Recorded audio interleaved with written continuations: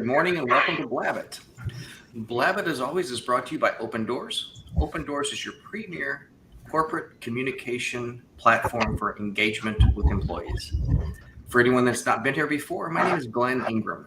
I've been working with salespeople for the better part of the last 2 decades, helping them ask better questions, be better listeners, so they can be better influencers. Good morning, Paul. How are you? I'm doing very well, Glenn. It's great to see you. I'm looking forward to speaking with our guests here on today's Blabbit episode. For anybody tuning in for the first time, my name is Paul Geiger. I am a public speaking coach and business communication consultant out of New York City. And I help people become clear with their messages, speaking with a lot of confidence. Glenn, is your pup in the room making noise right now? No, he's doing that in another room, but he likes to be a part of the show, so that's just part of life. Well, he's just voicing his opinion, and I'm assuming in doggy talk, that's approval. Yes. All right, so let's meet our guests. We have with us, first of all, Greg Abboud. How are you, sir? Good. Thanks, Paul. Appreciate the opportunity to be on your show. Great. Please tell everybody a little bit about who you are and what you do. So I'm an attorney. And I practiced law for approximately 40 years. The first part of my career was primarily spent with a prosecutor trying felony cases. And then in more recent years, developed more into personal injury practice with my partner, Chris. Hey, Chris. Tell everyone a little about yourself. Hi. Sure. I am Greg's brother, as you probably picked up on. I've been practicing law for approximately the same amount of time. My career went a little different in a sense that we're both doing the type of work right now, which is injury work with auto accidents, with workers' comp, general medical type of injuries that we do and litigation that we get involved with. Helping people that are injured is the important thing for us. And in addition to that, I was a state senator for 16 years in Nebraska. Did that right after law school, ran as a senior in law school. So my perspective on the law and what you do with that degree is probably a little different than most people. In addition to being a lawyer that helps people that are injured, I also lobby at the state level as well as at the federal level. So I do governmental affairs as well as doing litigation work for individuals that are injured as a result of just daily living and daily life. Awesome. Thanks for joining us, guys. You bet. I think one thing that a lot of our listeners will find interesting is we've always heard that there are more law students or people in school learning to be an attorney than practicing attorneys. And so when we were talking about this, we talked about maybe what's the perception if you're a college student, maybe thinking about going to law school, if you have a perception while you're in law school versus being an attorney. So what are some of the grandiose thoughts of being an attorney versus the reality of practicing law? If you want to kind of start with an overview, we'll kind of go from there. Sure. Well, I guess I would start out when I am doing a trial with jury selection. One of the first things I explain to a jury is, trials in real life are not like TV. And being a lawyer in real life is not like what you see in TV shows. And so certainly people are attracted to the drama and the theatrics of practicing law. But the reality of practicing law is really more about executive function skills.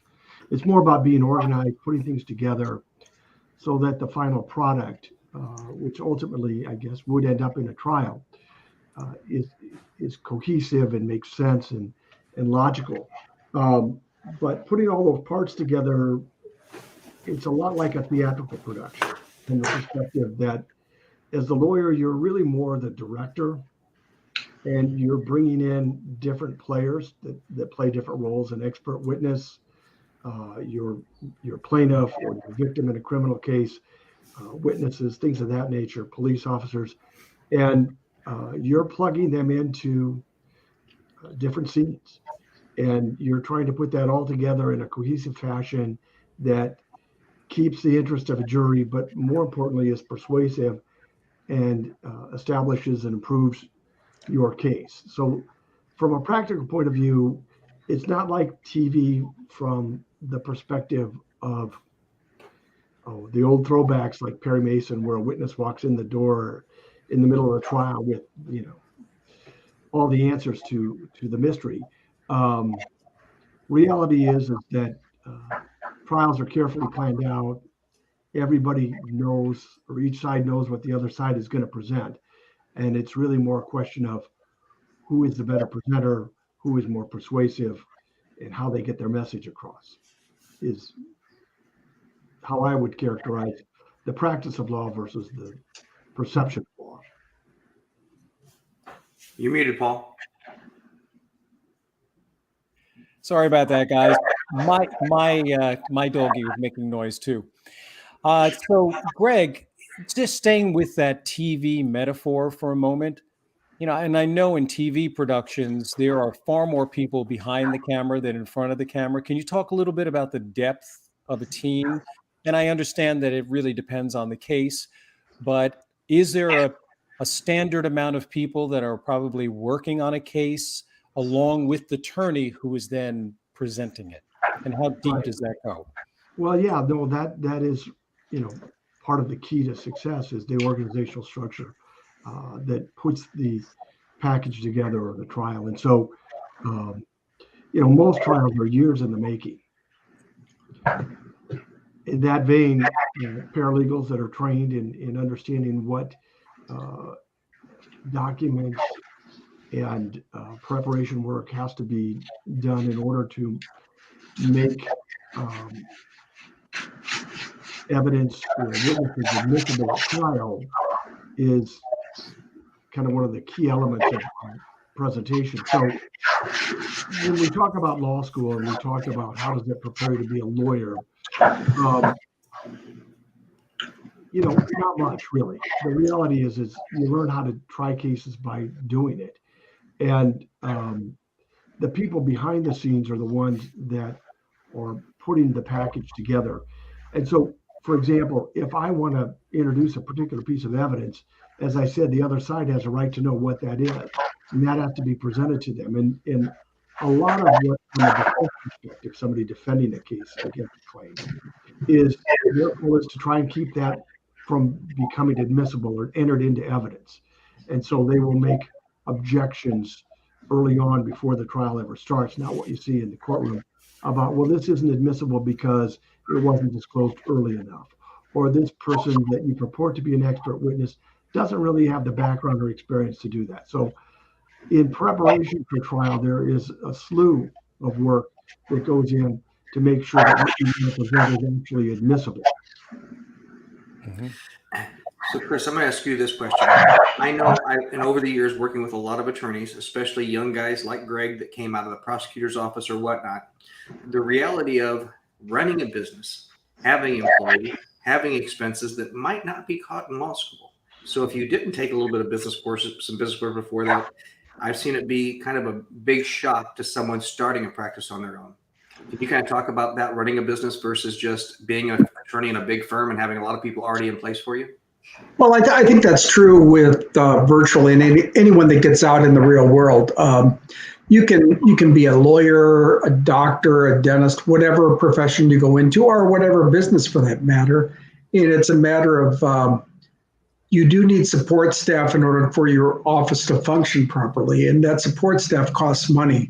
And so you have to work to budget. You have to have enough money coming into the office to do a really good job. If you could be the greatest lawyer in the world, but if you can't put everything together and you don't have the financial resources to make it work, then you're not doing a service to your clients because you don't have the resources to really make a good case for them when you're going up against another party or a large multi-billion-dollar insurance company.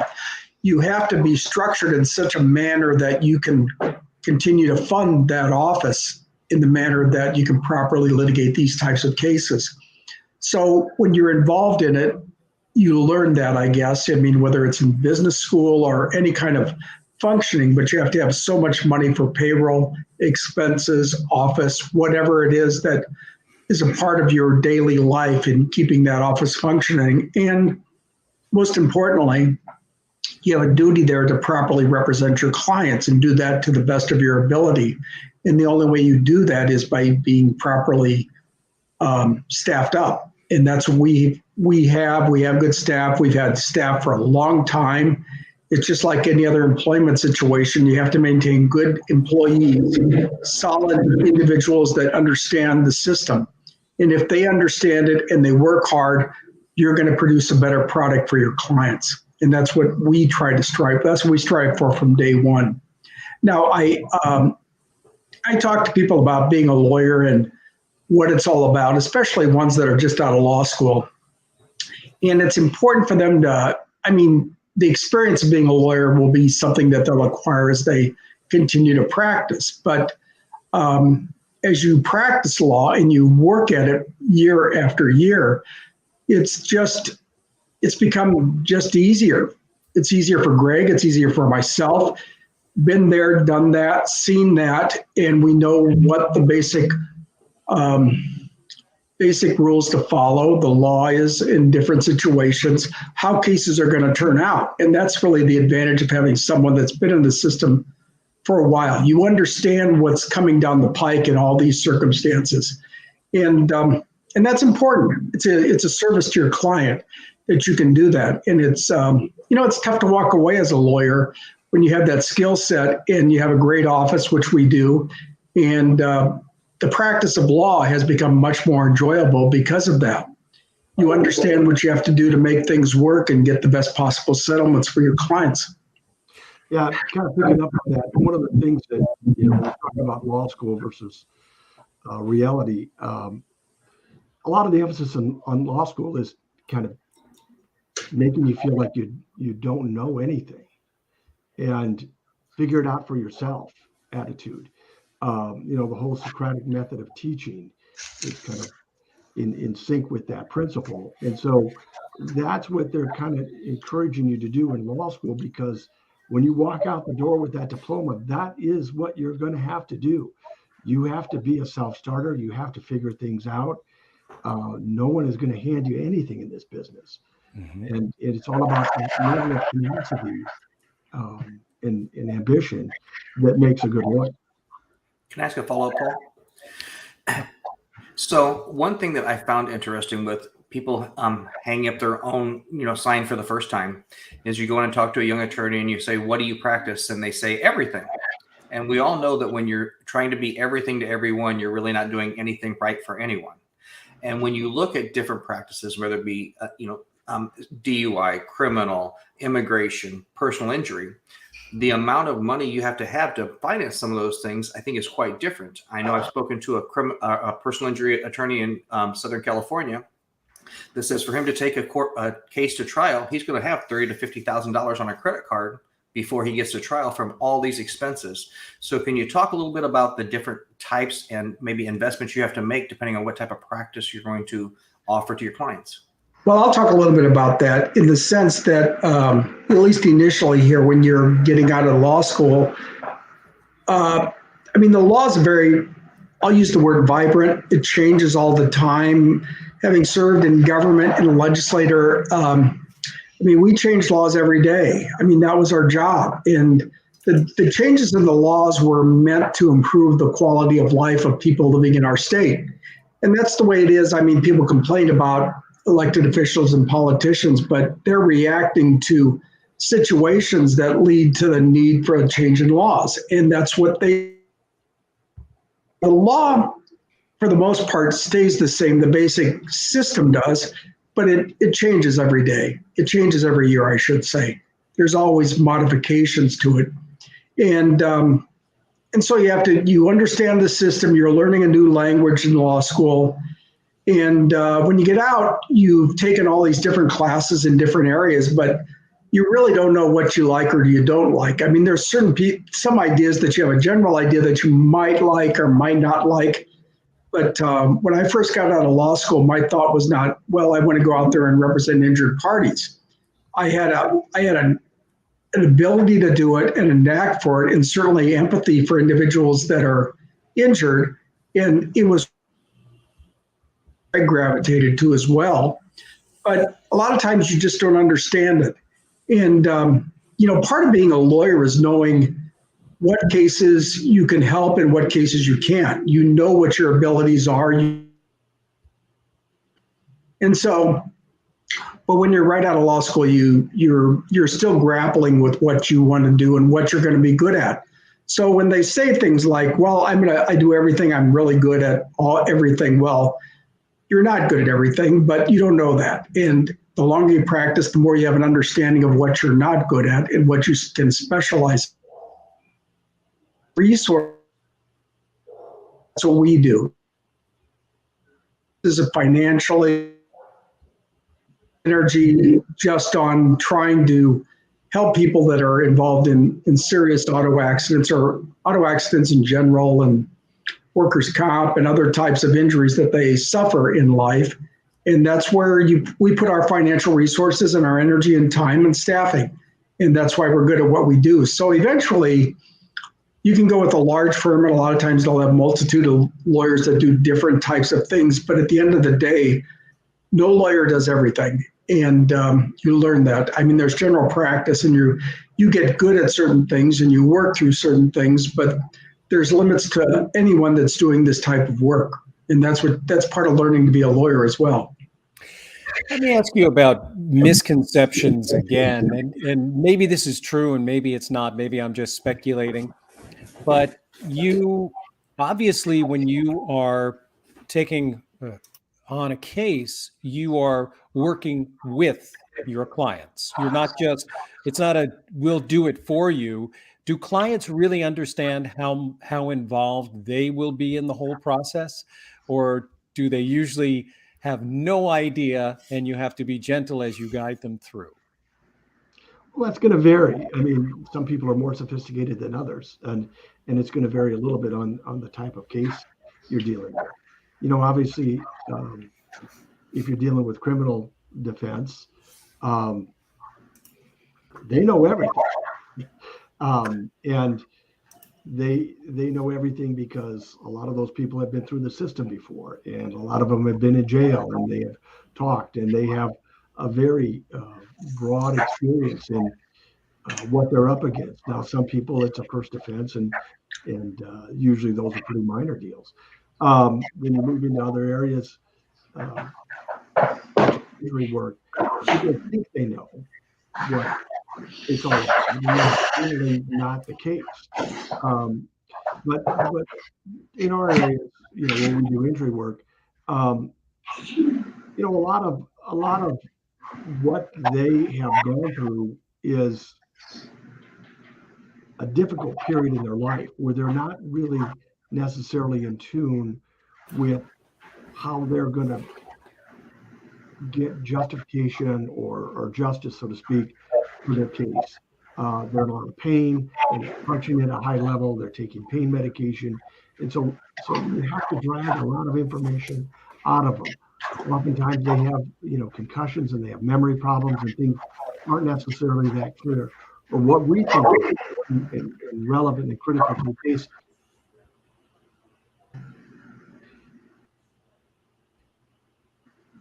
might just be an oversight. When you think about getting close to trial, you think, oh, well, important, but you know, maybe you should know about this. And so it varies. It varies with the type of case you're dealing with and the sophistication of the client. Hey, Glenn, is it? Are we freezing on all ends and having a little sound problem? Just occasionally when Chris speaks and occasionally when Greg speaks. Okay. Does anybody have multiple versions of this broadcast going on multiple tabs on their Chrome? Could that be doing it? No, I think it's just bandwidth and streaming and stuff like this. And, you know, it's Friday, and every Friday is Friday the 13th for us. Yeah, that's true. So when we're talking about, again, attorneys, let's look at maybe as far as the average consumer that's looking to hire an attorney for service A, B, C, or D. What are some good things that a person that's maybe not been in this situation before should know? And what questions should they ask when hiring an attorney? And what should they be looking for maybe? Well, I will tell you the type of person that we deal with generally when we talk to them, they've been through a traumatic situation first off, and so part of being a lawyer is having the empathy to understand what they've gone through, understanding that their life has been altered, and it could be altered in a major way or a minor way, but it's been changed. First off, they're in pain and they're suffering through that. Secondly, the pain that they're experiencing and that they had happen to them was not their fault. It was some other individual, and for the most part, unintentional, a negligent act on the part of some other individual that caused this pain to this person. And so they have this pain that affects their life, but more importantly, it affects the people around them. So it affects maybe their spouse or their family or their children, because you react in a certain way. Even though you may think you're a perfect individual, you're in pain and you have different mannerisms that change you as a result of the pain that you're experiencing, or your coworkers, whatever. You have an impact on other people. And then finally, you have the financial impact, which comes with you may not continue to be able to do the type of work you've done, or you miss so many days from work. And for most people, they're living paycheck to paycheck. Not that they don't have savings, but they're counting on making money every month to continue to pay for food, shelter, clothing, the incidentals of life, paying for children's shoes, whatever it is. You expect to make money and live. But these things are all disrupted by that act that took place and the injury that you're going through. So when they come into our office and talk to us, or we talk to them on the phone, very traumatic situation that continues to be traumatic. And more importantly, they don't know where to go to. They don't know what kind of medical treatment is going to work for them. It isn't the nice thing about the type of work that we do. We are not medical doctors, but we deal with these issues every single day. In the stories that we hear from individuals and what to do, we help to guide them if they're not in a position to be understanding where they need to go. A lot of people say, well, my doctor said do this, and that's fantastic. But we help them in that regard. So it's a job that we expect problems from the moment that we talk to them, but we're here to help them. And that's really what our job is. So not only do we have to counsel them on just getting through the daily life, we also have to deal with having to deal with a multi-billion-dollar insurance company. And the last thing they want to do is pay a penny out to anybody on anything. Unfortunately, that's the way the industry has changed. So they have nice commercials. I like their commercials. They're very but the reality is that they just generally don't pay what they're supposed to. And that's why we get involved. And in fairness to them, we help to develop, as Greg said, we develop the evidence to support that. And they have an obligation to their shareholders that they just don't pay this money willy-nilly. They have to have justification and support for anything that they pay out. And that's where we help them. So every case in some sense is like that, and we deal with that, and we expect that, and that's why we gear up the way we do and why we have the staff that. And we ask the questions that need to be asked and to get resolved so that we can put the maximum amount of money into their pocket when they get done with us. And we want a happy individual to try to make the best of a very, very difficult situation. All right. So give us an idea just in terms of length of a case so we know what the timeline is. What is the average? And then what are the extremes, both short amount of time and long amount of time? And that's going to vary, Paul, a little bit depending on the area of law you're talking about. Obviously, a criminal case, by the U.S. Constitution and state statutes, all have to be resolved within 6 months from the time the charge is filed. And so that, because of that, criminal cases always take a priority in the courts. Mm-hmm. And so if half of your docket in a district court is criminal, those cases go first. And they rotate through at a constant pace. Crime does not stop. So secondary then come the civil cases, and that would be cases like injuries, divorces, contract disputes, things of those nature. So really so to speak, the opportunity to try a case to a jury is not so easy to come by in a non-criminal case. Divorce cases are handled or what we call bench. That's a little easier to do. But judges and courts are not constantly doing jury trials, and they'll rotate. So it varies depending on the jurisdiction. It varies depending on how efficient the judge is, but their job is to move those cases through. There are alternative dispute resolutions that have become more and more prominent in more recent years. So in the last 10 years, the concept of mediating civil disputes or even divorces has become more of a mainstay for resolution of conflicting matters. In the reality of timeline, it's generally going to be the injury case because it's often difficult to know when somebody is healed and what their damages are going to be. So if somebody has a brain injury or a concussion of some form, you're always hoping that everything is going to come back to normal and that maybe time will heal that injury. But the reality is that sometimes you don't know where you're at for 4 or 5 years, and you don't know what your damages are. You don't know what your economic loss will be into the future until there's some level of time that has transpired. Because if you're or your work time is diminished for 3 months or 4 months, or months, they're not going to necessarily say, well, yeah, we got to pay them compensation for lost income for the rest of their life. They're not going to buy that. You're going to have to be off work or diminished work for several years before the jury's going to accept the fact that you may not ever be able to work. So everything has its own timeline, every kind of case, but every situation can have a variable in there. So I have a question. What's in the news lately when we talk about student loans and student debts? Because from my perception, going to law school probably isn't cheap. A lot of people probably incur a lot of debt. And I've seen a lot of attorneys that don't practice very long and then they go to do something else.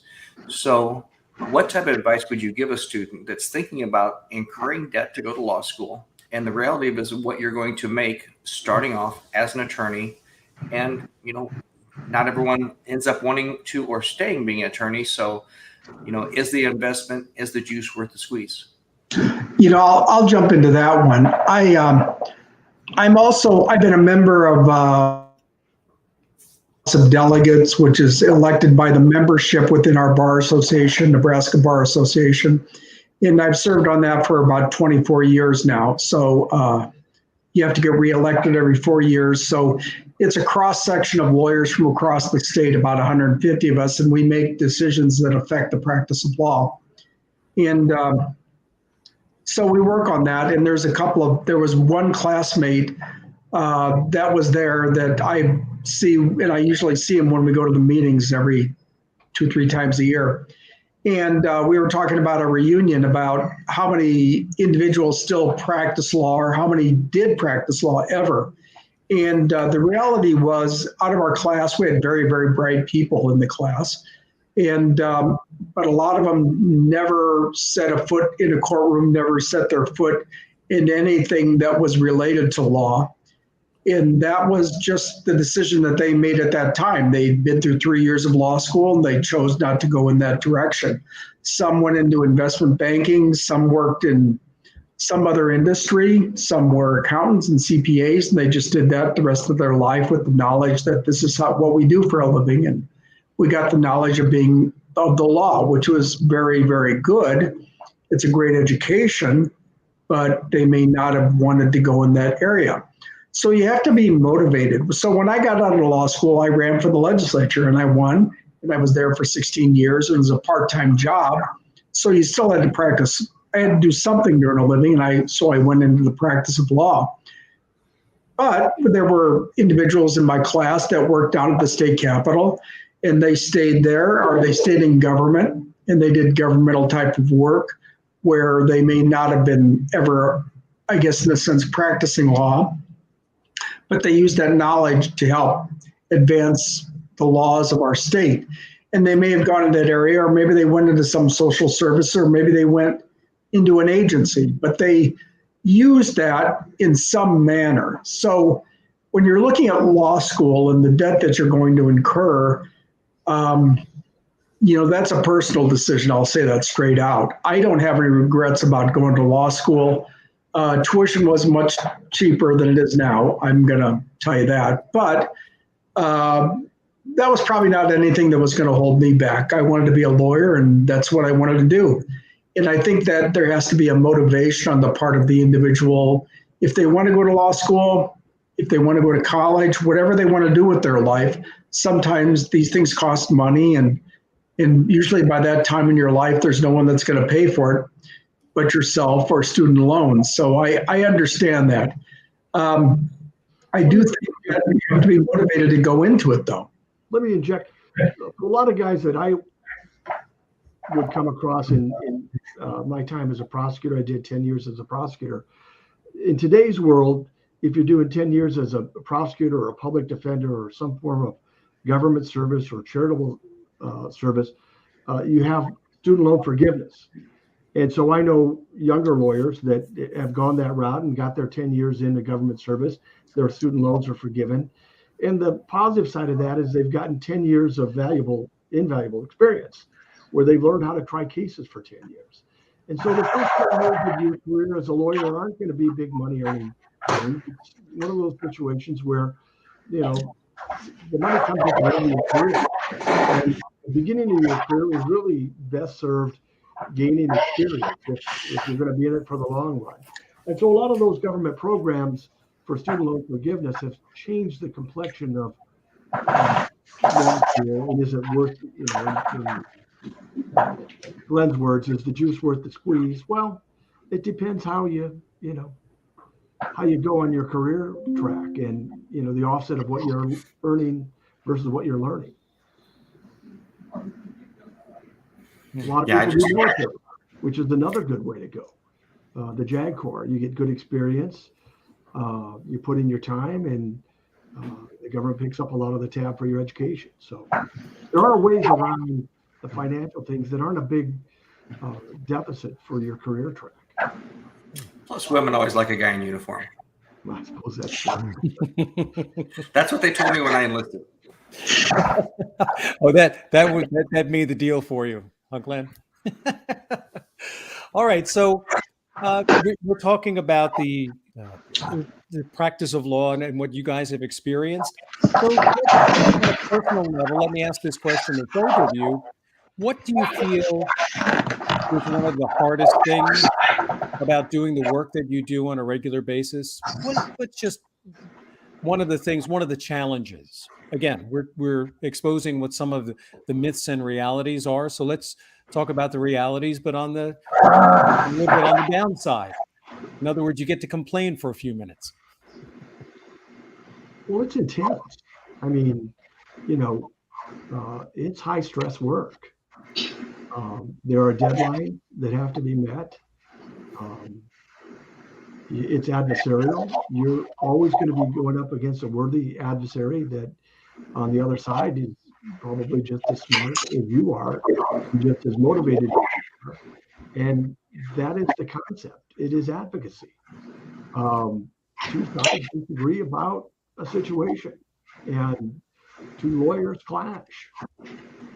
And who is the better advocate? And maybe at the end of the day, you help the other side see your perspective, or they help you see their perspective, and you reach some compromise. But you have to bring the client on that and get the client to understand the realities of if you go to court, you will incur costs, and that will diminish your return. And you may be 100% right, but it's still going to for money to get there. And so I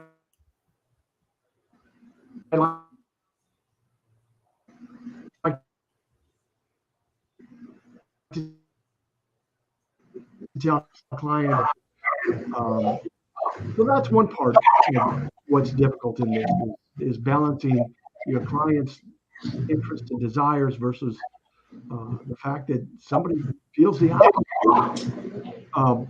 Similarly, as you talked about in the beginning with Chris, and he elaborated, and maybe you can spend a little more time with that, but you're running a business. Besides being you have to manage a small business and make payroll and cash flow and market. And as he said, you might be the greatest lawyer in the world, but if nobody knows you or knows what you can do, well, that's kind of for now. So we like Glenn can play and help us with the marketing aspects of things in this profession. Now, do you know a lot of lawyers, or have you guys experienced the stress and the working too many hours, and how do you balance that? Because obviously in a very competitive business, there's a lot of due diligence that goes on. Perhaps you already alluded to the answer of this question, which is just having a really good team to help support you. But isn't that a problem? Isn't that a challenge? Yeah, that's something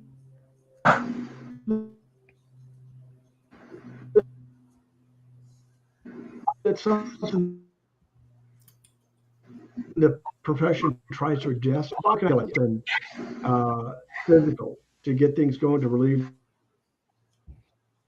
the stress.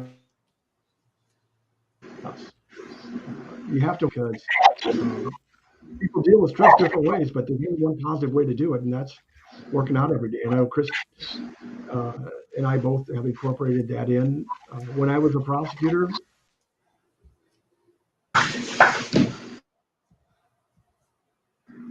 we had the YMCA across the street. And it was just standard that you got that workout in every day to keep your stress levels down. And, trial work isn't really intense. You're always thinking about your cases and your case and what you're going to do and what you need to do. And so it never stops. It's not something you shut off much. So maybe that's why we have a high rate of divorces with attorneys. That may be, I don't know. Now, personality-wise, do either of you feel that in order to be a good attorney, you need to be an extrovert, or can an introvert or someone who considers themselves to be an introvert be a good attorney? I think that, that's part of what I mentioned at the beginning about what type of law you want to go into. There are lawyers that just do, as well as I do, people tend to gravitate towards a business that they're good at. An individual that's an accountant sees numbers, great. It just varies with the type of person that you are. And I think you tend to find the type of work. I would assume that Glenn here is not a wallflower in most circumstances, and probably he's an individual that likes to talk to people, and that's why he does what he's. Same with you, Paul. You're both extrovert types. You may not be completely extroverts, but you certainly enjoy talking to people and having a conversation. And you tend to go in the area of law that you feel comfortable with. And I would say that if you're planning to be a trial attorney, you probably have certain skills of being an extrovert. And if you're an introvert, you find some area of the law that you're good at where you don't have to deal with people on a regular basis, I guess is one way to do it. I'm not sure. I don't know what the different skill sets that you have, but that's the way it works. Most of what is presented to the judge is in writing. And, my friends that are judges, and you ask them, should I brief this? Do you want a legal brief, a written argument? It's like, I don't remember what you tell me in the courtroom 3 weeks later. Mm-hmm.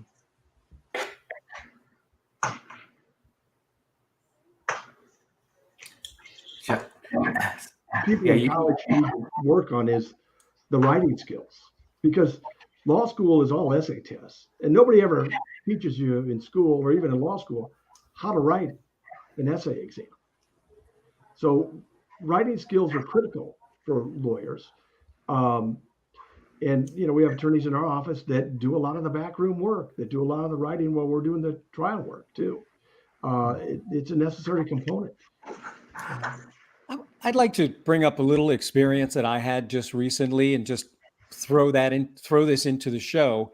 And it has to do with a client who reached out to me because his company, and in particular him as an individual, was being called upon as an expert witness. So in other words, he felt that he was not being able to communicate as clearly as he needed to be believed in the courtroom as being that expert witness.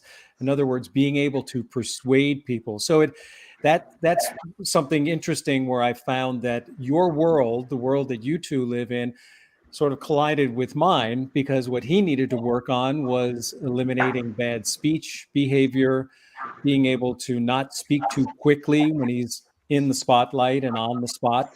And you all know that if it is a trial by jury, that you are persuading quite a few people within a room to lean toward your perspective of the situation and ultimately get to your outcome. So I found that really interesting, and I'm sure just maybe you two can chime in about expert witnesses. Yeah, expert witnesses. I mean, he's passed away, but one of my professors when I was at Creighton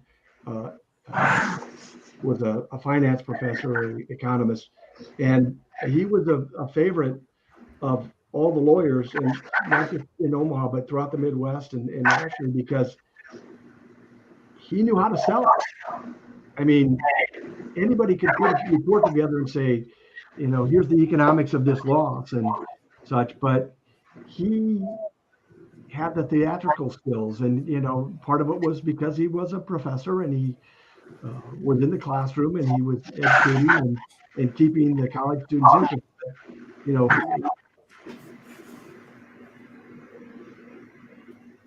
He made a lot more money as an expert witness. They just kept a professor throughout his career because it gave him credibility in the courtroom. But he would, have the techniques down. He would turn to the jury and address them and look them in the eye and bring the very intellectual arguments down to a level that the common man could understand. And that made him invaluable as an expert witness, and he was in high demand by both sides. So yeah, you're right. It's there's a skill set in how to present in court for expert witnesses and others. Now, just going back, one more real quick one, Glenn. Just going back a little bit in your history, Chris, how aware of the power of persuasion were you as a legislator, and how much did it figure into collaborating, compromising, or just flat out winning? Everything. I mean, that was everything. I mean, your verbal skills were really granted, you had to have something there that was meaningful for someone to be supportive of. Certainly as a lobbyist, that's what it's about. But as a state senator, you use your verbal skills. At least I always did. And I was successful by using that.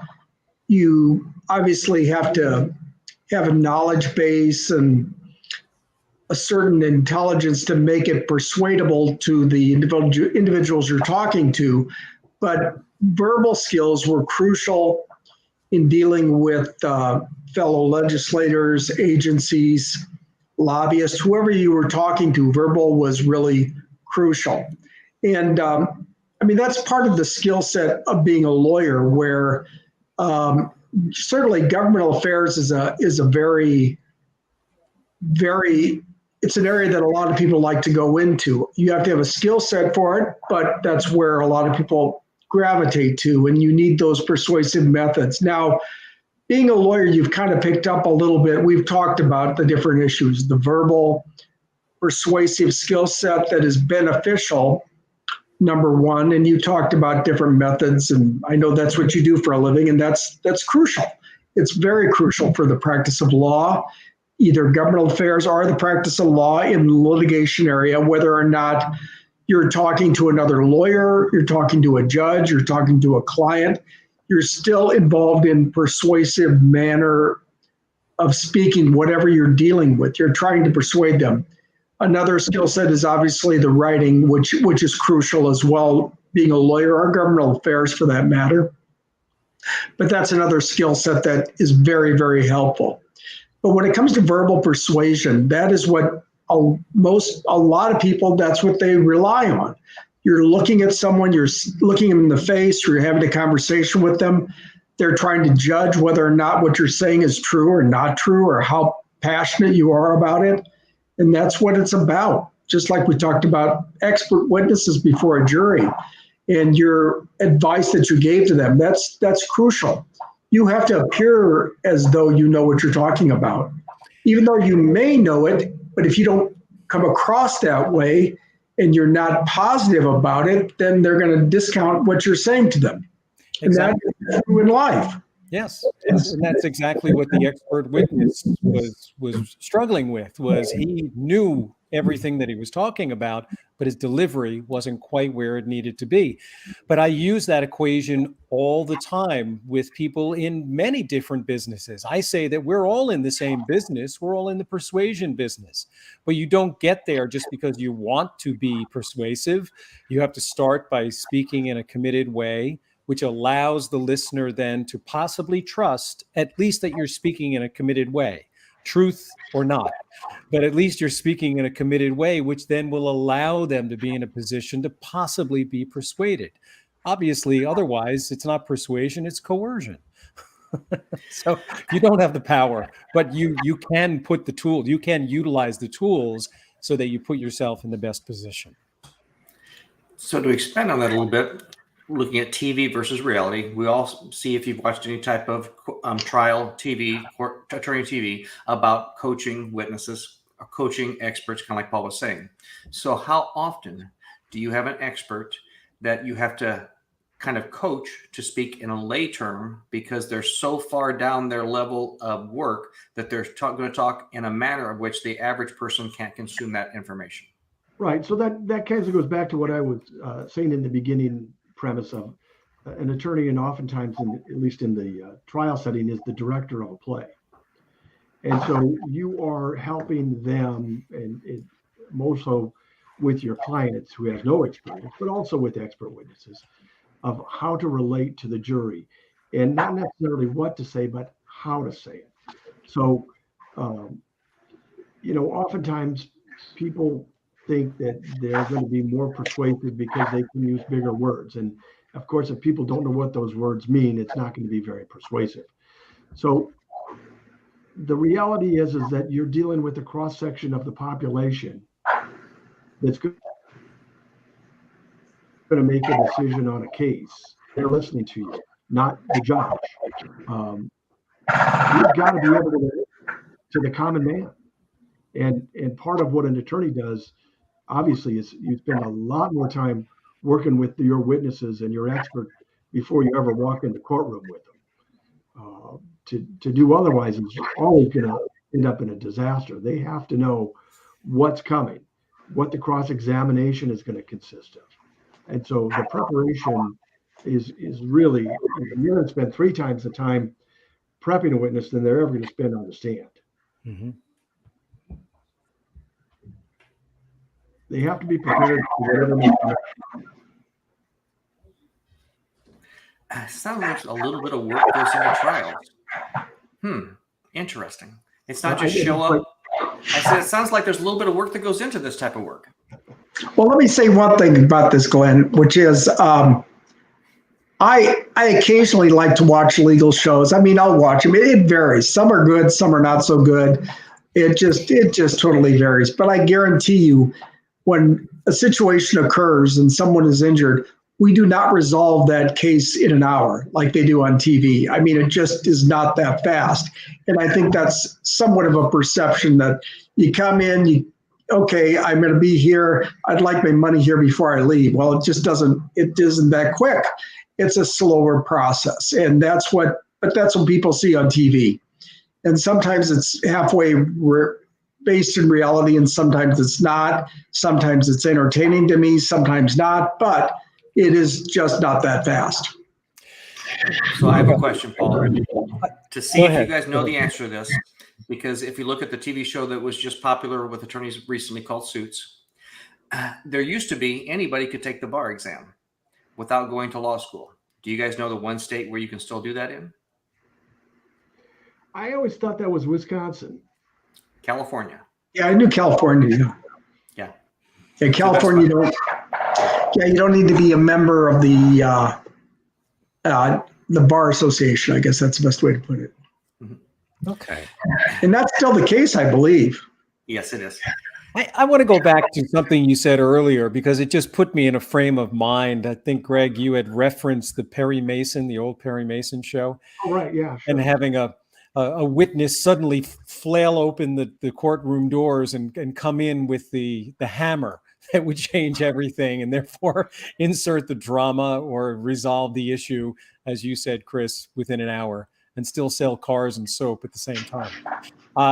But was it different back then? I mean, was there any slice of reality to that? Have things evolved to the point? Have more guardrails been put up since the 60s now in terms of the courtroom process that were caused by possibly things like that happening out there? A book yesterday.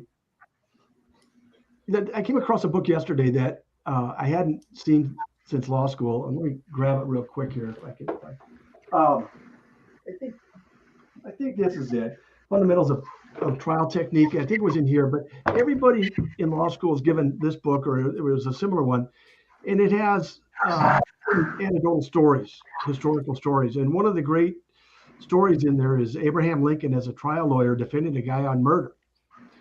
And it's a very intriguing story because it relates, and maybe the actual title is Art of Cross-Examination, but regardless, he's got the eyewitness to a homicide that occurred at night in the middle of some field, and he is testifying, and he says that he could clearly see the murder, even though it was in the dark of night, because on that particular evening, it was, in his terms, I'll never forget it, moon bright. Saying that it was a full moon. And Abraham Lincoln pulls up the Farmer's Almanac, and he turns to the date of the homicide, and he says, well, here it says there was no moon that night. So how could you have seen it? It wasn't moon bright. It wasn't a full moon. It was dark. You couldn't have seen what transpired, and the individual was acquitted on a self-defense basis. So that's kind of those old-time stories that those kind of things don't happen much anymore, but it is kind of the art of the profession. It's what keeps people interested in this. Right. It's good TV and good movies. So wait a minute. In other words, these days you would actually have to wait a couple of days and you would have to enter the Farmer's Almanac in evidence and also notify all parties involved. So in other words, it almost pulls the drama out of it. Well, that's not so true in cross-examination. So if you catch somebody in a lie, that's what's the thrill of the game. And that's what keeps people interested in this. There are those nuances. That's still the skill set. That's still the drama, and that's still the theater, and that's what makes it interesting. This is great. I love the metaphors that you're using and the imagery and things that we do truly understand. And I love that